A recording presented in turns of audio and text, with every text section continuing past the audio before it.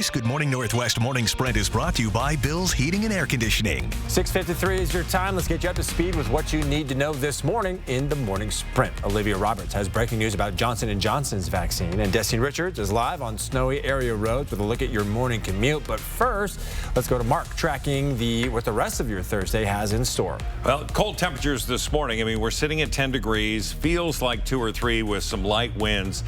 Today's day planner forecast 10 heading out the door. We're right there. 14 at lunch, and then by dinner time, we're going to be around 16 degrees. Sun sets at 4:08. A reminder, we could still see some additional light snow flurries today.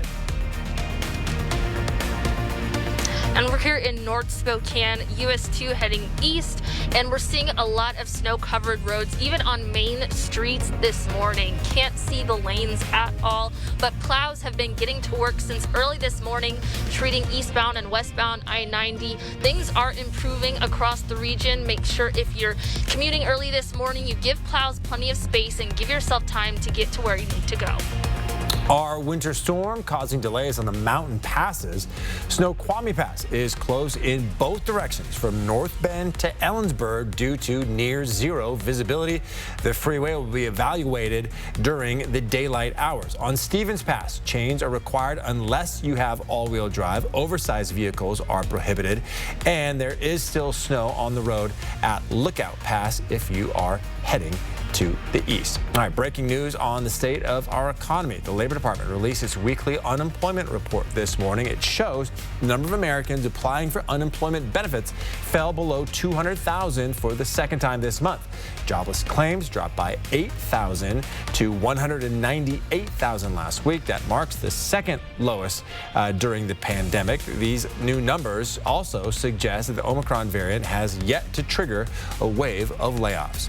And new this morning, Jetblue Airways is slashing almost 1,300 flights. The cuts go through January 13th and are due to a shortage of crew members getting sick from COVID-19. Flight cancellations have been the norm in the airline business since Christmas Eve, when hundreds of flights were canceled. According to FlightAware, more than 1,000 flights were canceled just today. In Seattle, travelers are still dealing with flight cancellations and delays. This is a live look at the snow-covered SeaTac Airport. Winter weather is significantly impacting travel there and snarling airport traffic. 67,000 gallons of anti-ice fluid is being used to defrost runways, with crews working since Christmas night. Airline reps say airline issues could last into the weekend when even more people return from holiday travel. Breaking news in the fight against COVID-19, a real-world study out of South Africa found 2 doses of the Johnson & Johnson vaccine offers 85% protection against hospitalizations. Health experts are calling it a turning point with the vaccine against the Omicron variant. The study was conducted by the South African Medical Research Council. It looked at nearly 230,000 healthcare workers from mid-November to mid-December. Researchers say the results from the study show that at this point, the J&J vaccine is the best at fighting the new variant. Within the last 3 hours, the company also announced new data that adds weight to the argument that mixing and matching vaccine types could be an effective strategy.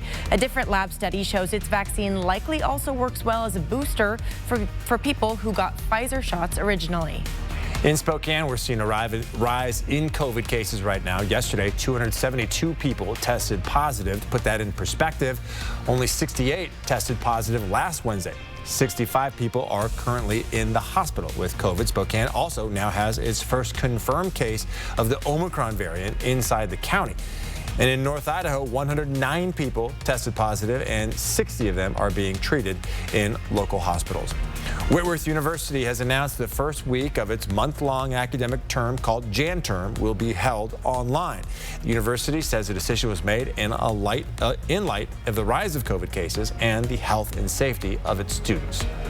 Looking ahead today, President Joe Biden is set to hold a call with Russian President Vladimir Putin this afternoon. The White House says leaders will discuss a range of topics, including upcoming diplomatic engagements in January. Intelligence officials are worried Russia could launch an attack there in the next few weeks.